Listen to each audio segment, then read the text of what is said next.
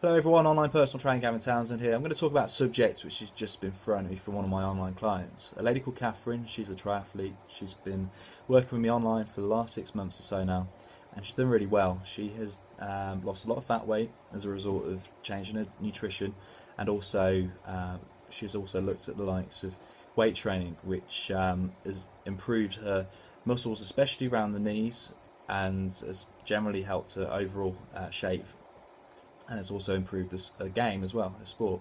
But today she's thrown a question at me. It's about subject to stamina, and she said that her swim is the weakest part of her triathlon, and she's asked for some simple tips on how to increase the stamina within swimming. Well, I always throw this back at triathletes especially, or anyone who does multiple disciplines within their sport. The same to be said for the likes of heptathlons and decathlons.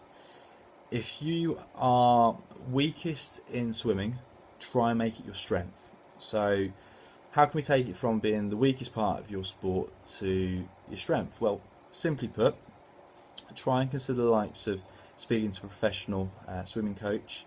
Look at your breathing technique as much as look at your swimming technique.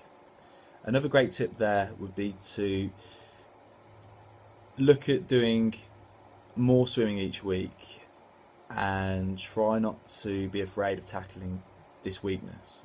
Most people, when they have a weakness in their sport, they tend to run a mile and try and stay away from it. Whereas if you try and challenge it to become effectively one of your strengths, then naturally you'd improve in that sport. Here's some other tips for triathletes out there, novices especially. Mix up your training. Consider the likes of weight training. Try and look at the likes of doing compound movements, squats, lunges, side lunges, plyometrics. Look at the likes of postural exercises. Look at power cleans, powerful movements which involve multiple muscle groups. Also consider the likes of challenging your cardiovascular output. Most people, when they do the runs or the cycles or the swims, tend to work at the same pace each time they train, maybe on season or off season. Look at the likes of interval training. So as an example, you may want to do a length which is at a slow medium pace, but then you might do a length which is at a fast pace. So by doing a very slow pace, you're working your heart rate at a steady pace. By suddenly doing a fast pace, your heart rate rises, and therefore you're going to challenge your body a bit more. And by shocking the body, you're going to force it to change and develop for the better. Same to be said for running. You could look at the likes of interval training, an athletics track ideally, or look at doing it on the treadmill. So again, you might decide to do a minute at a decent, good pace, a fair pace, a pace you might be already used to, and then suddenly you integrate a sprint. That sprint might only last 10, 15, 20 seconds at the most. But by doing so, again, you're challenging the body to work at a normal output, but then a higher and above output that your body's not used to, and therefore challenging your body to improve. Try and stay lean all year round. That's another good tip for triathletes, especially. I do meet some triathletes who, a bit like bodybuilders, can go into a bit of an off season and tend to put a lot of stubborn fat weight on quite easily as they change their carbs around, and they tend to have fattier protein sources, etc. So try and stay lean all round, so that all year round, so that you don't need to be in this mental block that you've got an event next month and you need to drop a load of weight.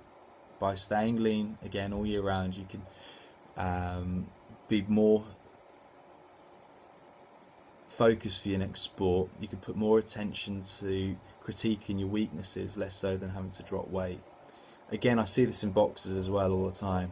I tend to advise boxers to try and stay no more than 3 pounds above fighting weight, mainly for the reason that by crash dieting very quickly, it can have a negative effect on your muscles as well as your energy levels. So bear this in mind, just try and stay lean, and if you need help with nutrition, just come to me. We've talked about focusing on your weakest points. Same to be said for your anatomy as well. So if you've got a weak back, if you've got a weaker leg, may it be as a result of a knee issue. Try and work on these injuries. Try and work on these imbalances by challenging the muscles to be more symmetrical and to be less injury prone. You'll enjoy your sport more, and the likelihood is you won't have to have this stop and start syndrome, which I see so many athletes with. If you do more preventative exercise all year round as well, again by challenging your weaknesses, your body will, touch wood, not have any injuries. I haven't had an injury for about 7 years, and the last injury I had was a back injury as a result of doing rugby, and that was just as a result of having a tackle. And injuries prior to that were mainly overuse injuries, doing the same routines all the time. This is why I say to people, try and split your muscle groups up, as the body needs between 7 and 10 days for full muscle recovery and repair. Try also to fuel yourself correctly. When I say fuel, I mean food. So many sports people especially do not fuel themselves properly prior to the event. The day before, they should be having good sufficient levels of carbs for energy, but also before a major event. But also look at pre-fueling to your exercise training. Have a decent balanced meal about an hour before training. Definitely have BCAAs during exercise to prevent too much muscle wastage, and always after exercise, especially for the likes of triathletes and anyone doing this sort of sport, have L-glutamine, as this will help with rapid growth, muscle growth, and rapid repair. It will also help with your energy levels as well. So there's a few pointers there today.